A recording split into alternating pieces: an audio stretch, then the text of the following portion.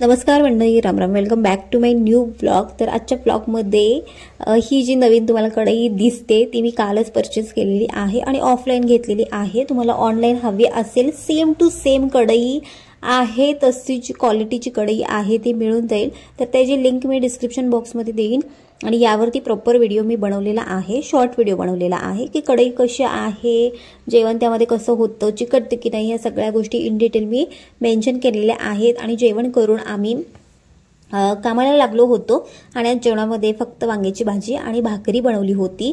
तर इथे तुम्ही बघू शकताय पाण्याचा टँकर मागवला होता, कारण पाणी 4 दिवस आलेलं नव्हतं आणि गिलावा म्हटला किंवा इतर सगळी कामं म्हटली तर पाणी हे लागतंच. आणि हा लहान मुलगा लिटरली हा 7वीला आहे आणि काम करत होता. मी त्याला विचारलं तुझे मम्मी पप्पा कुठे आहेत आणि तू शाळेला जात नाही का? तो बोलला हो मी शाळेला जातो आणि ज्यावेळेला सुट्टी असते त्यावेळेला मी हे काम करतो. आणि याचे पप्पा ड्रिंक करतात आणि म्हणजे खूप वाईट परिस्थिती आहेत. म्हणजे आई बाबा असून नसल्यासारखे आहेत. तुम्ही विचार करू शकताय अशा आईबाबांचा काय उपयोग की ज्यांचा मरेपर्यंत आपल्याला काहीही उपयोग होणार नाही. आणि तो खरंच असा माल वगैरे त्याने स्वतः तो माल बनवलेला होता आणि आतमध्ये तुम्ही बघू शकता ही अशा हालत झाली होती. आणि मी त्याला व्यवस्थित सगळं काही विचारलं. तो बोलला सुट्टीच्या दिवशी घरी बसून काय करायचं, पप्पा माझे ड्रिंक करतात, त्यामुळे मग सुट्टीच्या दिवशी मी हाताखाली येतो आणि मला हे लोक 100 रुपये देतात.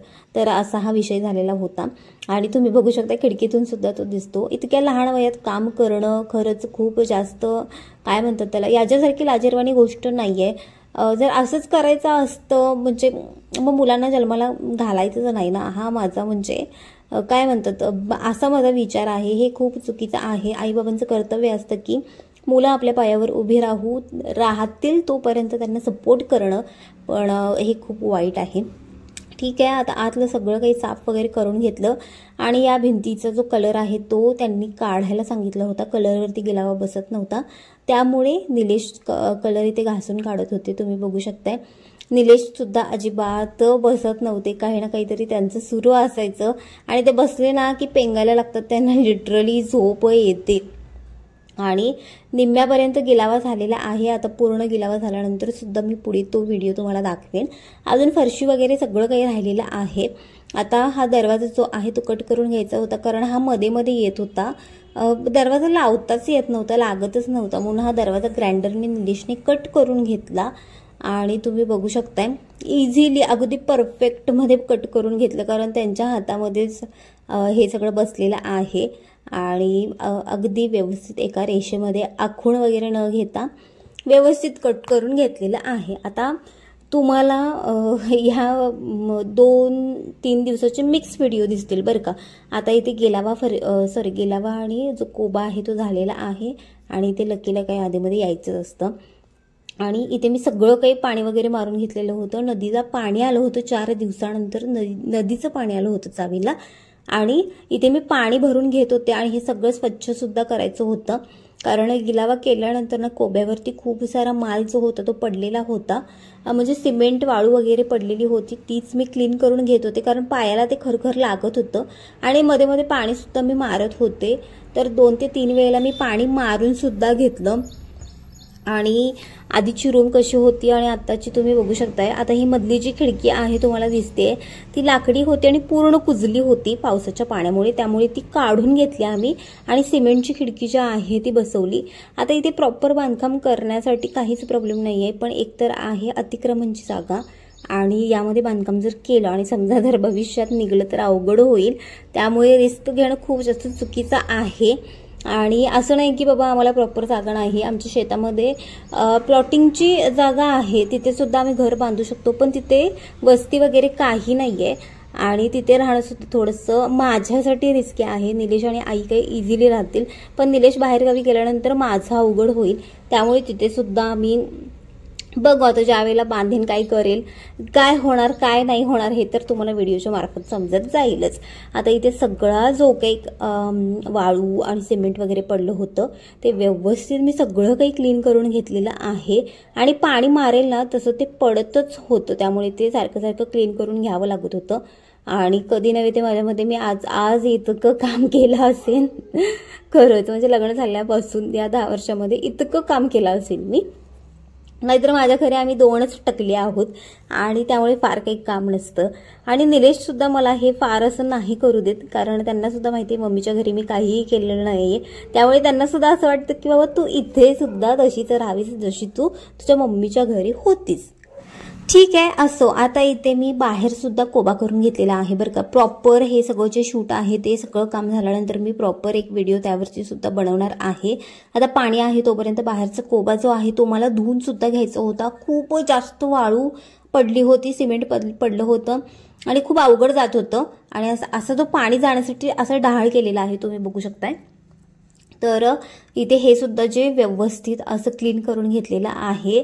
आणि इथे आधीमध्ये पॅन्टमध्ये सुद्धा खाली ना पायाच्या घोळला त्यामध्ये सुद्धा वाळू जाऊन बसली होती. त्यामुळे त्यावरती सुद्धा मी थोडंफार पाणी जे आहे ते शिंपडत होते किंवा पाणी जे आहे ते ओतून घेत होते की ज्यामुळे म्हणजे निघून जाईल जी काय आहे ती वाळू.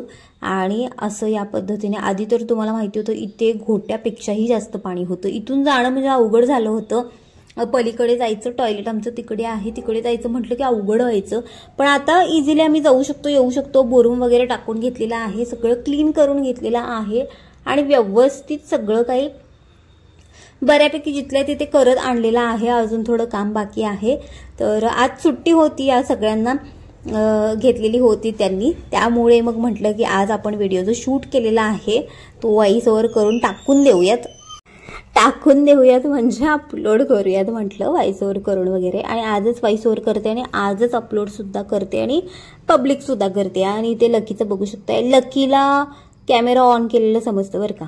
आणि तिचं सुरू असतं मग इकडे जा तिकडे जा, असं कर तसं कर, हे सुरू असतं. आणि सगळा जो कोबा आहे, पाणी आहे, तोपर्यंत मी व्यवस्थित सगळा काही क्लीन करून घेतलेला होता. पण तुम्हाला सांगू का, काम बाकी आहे अजून. तुम्हाला एक म्हणजे अजिबात गिलावा न केलेली भिंत दिसत असेल, जो यल राहिलेला आहे भिंतीचा, तर तो राहिलेला आहे गिलावा करायचा. आणि तो गिलावा करताना सुद्धा पुन्हा आणि हे सगळं घाण होणार आहे हे माहिती आहे मला, पण ते कधी करतील त्यावेळेला करतील. पण तोपर्यंत म्हटलं आपण हे क्लीन करून घेऊया, कारण आपलं येणं जाणं तर यावरती राहणारच आहे. आणि उगाच हे नको की पायाला सारखी ती वाळू लागून सगळी आतमध्ये येते, किचन रूम पर्यंत येते, अवघड होतं सगळं. पाय पुसून जरी गेलो ना तरी सुद्धा. आणि आता फायनली पाणी सुद्धा जात आलं होतं, त्यामुळे पटपट हे जे सगळं आहे ते करून घेतलं. हे सगळं करण्यासाठी मला 2-2.5 तास लागलेले होते. पण मग ते फास्ट फॉरवर्ड करून एक 3-4 मिनिटाचा व्हिडिओवरती मी आणलेला आहे. आणि इथे सगळं काही जो काही कोबा होता तो क्लीन करून घेतला. आता इथे तुम्ही निलेश बघू शकताय वरच्या गिलाव्याला. हा तिसऱ्या दिवशीचा व्हिडिओ आहे, 3-4 दिवसाचं शूट आहे हे.